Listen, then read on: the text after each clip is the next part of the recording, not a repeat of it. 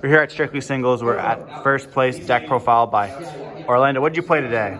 I played my favorite deck from 2017, Dracoslayers. Let's go. Yeah. Any shout you want to give today? Shout out to the GOAT, Matthew Bambrick, of course, and the group chat, because my deck sucks otherwise. Before we dive in, don't forget to like, comment, subscribe, and well, let's show us what you got. Okay, so like, being in this format, you need to play non-engine cards, of course.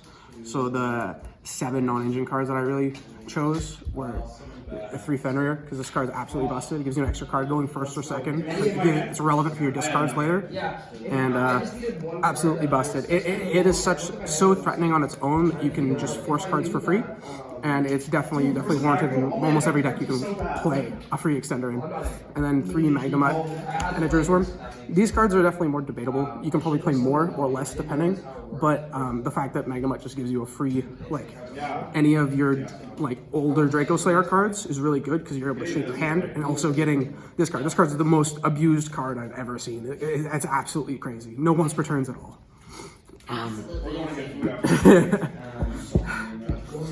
Then for the new Dracoslayers, you play 3 of all of them.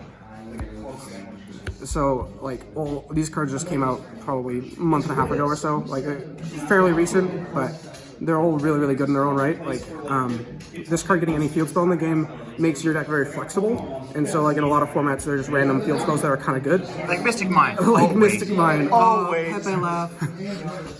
So like they're all good.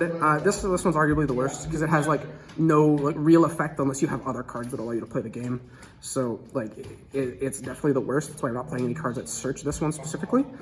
This one's definitely the best because it has the best normal summon to get it, which is Bunbuku, which is literally like, you can't do anything with this card. Can't be destroyed by battle or card effect, so like can't be targeted. It just always resolves. So it's kind of free, and this card's really good because it gets your engine like recycled back to your hand for discards and stuff later. Dynamis card. This is the best card. Yeah, Dynamis card, and this one's like okay because when you're breaking boards, it gives you like free resources because you can just destroy it off Ignister, and then you get more cards back, and it gives you plays for your other synchros as well if you choose to play them, like Baron and such. And then like 3 of the old guy, he's very good. He's part of a lot of your 2-card combos. So like your 2-card combos consist of basically like you open it and Ignis because this triggers and actually does stuff there, and Majesty. Those 2 cards are absolutely busted. That's why we max out on this one and this one. It's another target for Revolution, and you need to play them high and a low scale for Revolution. So it's mandatory, unfortunately, and you play 2 because if you draw it and this, you need to be able to resolve it sometimes, so it gives you free cards. And this card is your Rhoda, gets those 5 cards. Those 5 cards are absolutely busted. This card is way more abusable than it should be, these 3 cards. So like this is obviously your best normal summon. It's never getting negated, and this card being able to search the dragons as well as its scale effect, definitely the more broken thing, being able to reborn Ignister after you use it for link material and then resolve both of its effects again is way too free. Imagine we had Kieran, bro. Kieran just, oh wow. Having another target off of Bunbuku would be really nice, because sometimes searching Majesty is definitely not the play, because you already draw one, of course. But that is what it is. And then like 2 extra searchers. This gets the Dynamite Knight, because he's always treated as a Dynamist. And this card's really cool, because it gives you just random free recursion of your cards. And then I guess is like the supplemental cards that you play as part of combos. I'm playing this engine. Unfortunately, I'm trying these today. Put me at 41 cards. I wanted to play 40 really bad, but 41 cards. They're okay.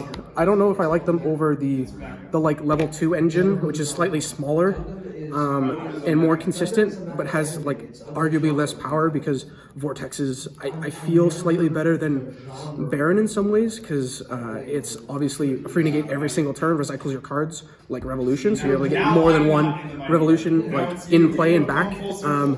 Yeah, it's fine. It's not amazing. And then these are like this is the card you always search off Beyond. It's part of your combos. It gets you to this and lets you make fusion spells, like fusion monsters, when you don't draw the other 2 cards. This card is terrible. I hate this card so much. I never want to see this card in my hand.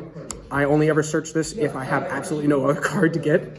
I really want to cut this card. Probably will. And this card is for off seal, because Summoning Dinoster Power, the Fusion Monster, and this is just FTK, because it can't be trouble battle card effect, and it just sits and your opponent can't special from the extra deck, so it's pretty nice. CM. And then more consistency card, because you just want to see more copies of your good cards. What do you normally banish off the Prosperity? I'm banishing a lot of times, going blind, I'm banishing like this, because I'm not like this probably, and this, or like these are generally the four targets depending on the deck you're playing against. Because this is a second copy, this is mostly for time, so in game 1 and 2 you're not using it as much. This depends on the deck you're playing, and this is dependent on hand. I made this 0 times today, but it definitely comes up where like you open a Bestial and Ignis, and you're able to pop it quickly.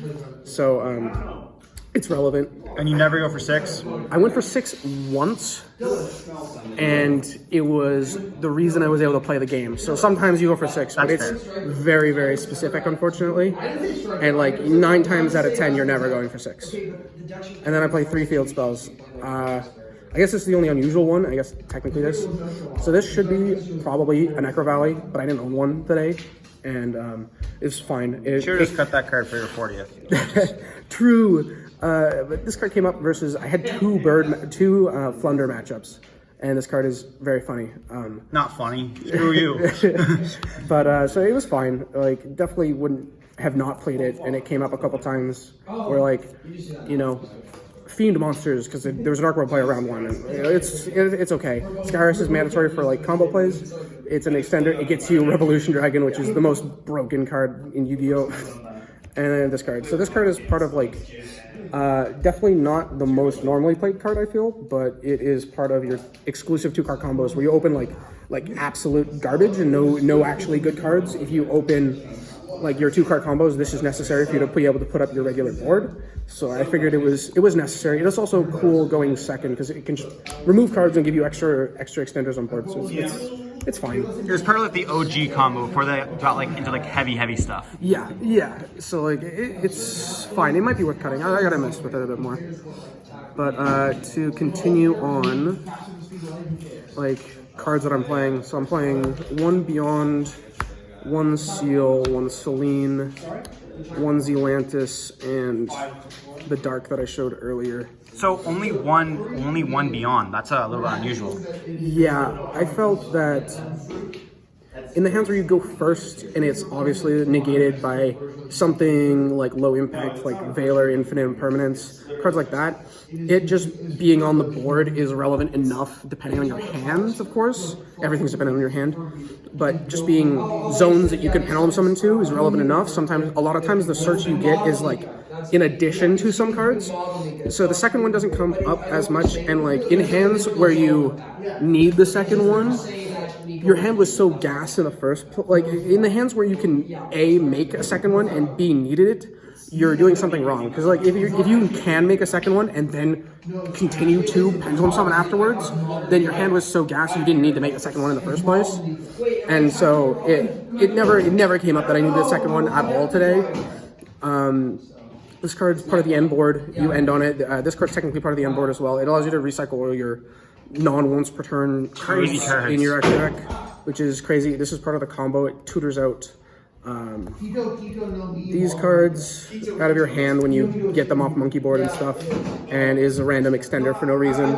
And Dark is like I feel like it's a mandatory engine piece because there's enough Dark decks, and like I don't play many Darks in my main deck, but this gets me like a Dark whenever I need it, and like I can always search a Dark through like this card. This is always a Dark, so it comes up sometimes. Definitely makes sense. I play 4 XYZs. These 3 are mandatory, and this one is probably cuttable, to be honest. I made it like once today, and it never really made a lot of impact. These cards are absolutely crazy, don't need explanation, and this card is just part of the archetype, so I'm playing it. I think in the future I'm probably going to cut it, because it definitely underperformed today. I didn't summon Zeus at all, thankfully, but Zeus is good. And then, like, obviously, the most busted card ever created for no reason. Yeah, these are the synchros I'm playing. This card's for time, obviously.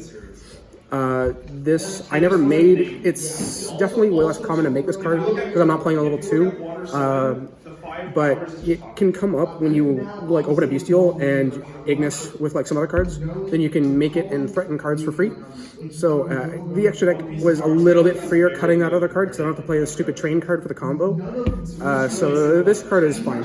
This card is Ignister is way too. Yeah, it's insane. Way too insane. It having 0 like hard once per turn effects, meaning that like I'm able to link climb with my cards into Zealantis and then just reset my Ignisters is very good. You never use 2 on first turn, so that's why it's like a free target for Prosp, but you definitely use it going second a lot, and you refresh it a lot for free with Revolution, so that's cool. You should also banish it off street, guys. Banish it off street.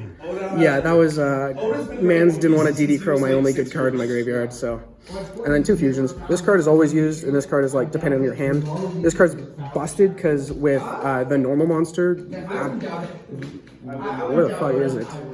You already knew the ending of the series within the first 5 years. Odd-Eyes Advancement, yeah. This card, you're able to like refresh this multiple times in a turn, and it just like its bounce effect triggers on special summon.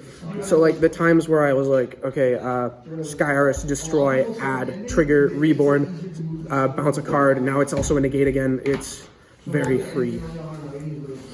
That's it. Do you want side deck? Yeah, sure. Let's see your side. This was for the 1 dragon player at locals, because fuck that guy. And Flu. It came up versus Flu, and Hero, because why not? He side drilled for you. Smile.